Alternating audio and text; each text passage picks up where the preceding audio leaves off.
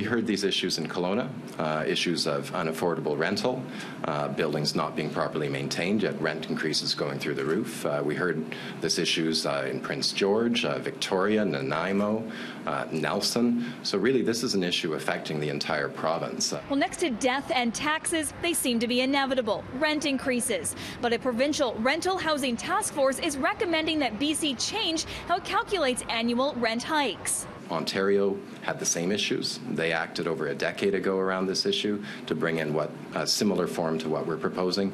Manitoba as well. Instead of allowing a rate increase of 2% plus inflation, the group recommends the province tie increases to inflation. That would bring down next year's expected 4.5% increase to just 2.5%. But landlords will still be able to apply for bigger increases if they can prove the cost of maintenance and other projects is higher than inflation.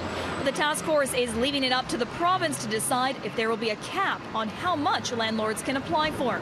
The province is pulling in many of its ideas from Manitoba and Ontario, who have similar models of how to calculate rent increases, and unlike Alberta, which has no rules. But the task force says it wanted to get these recommendations out before landlords can give 3 months' notice ahead of January 1st. That means the province has 6 days to improve these recommendations.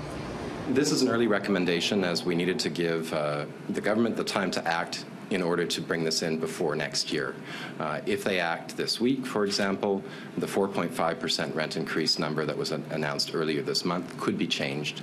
The deadline for the rest of the task force recommendations will be late November. I think that it's important for us to recognize the burden that renters and landlords carry in our society, and that we do find and we do work towards striking that balance. Most of our landlords are smaller landlords, and they don't necessarily have the skill set or the expertise or the money, frankly, to go through this sort of a process. So we're very concerned that this could have a big negative around operating our businesses.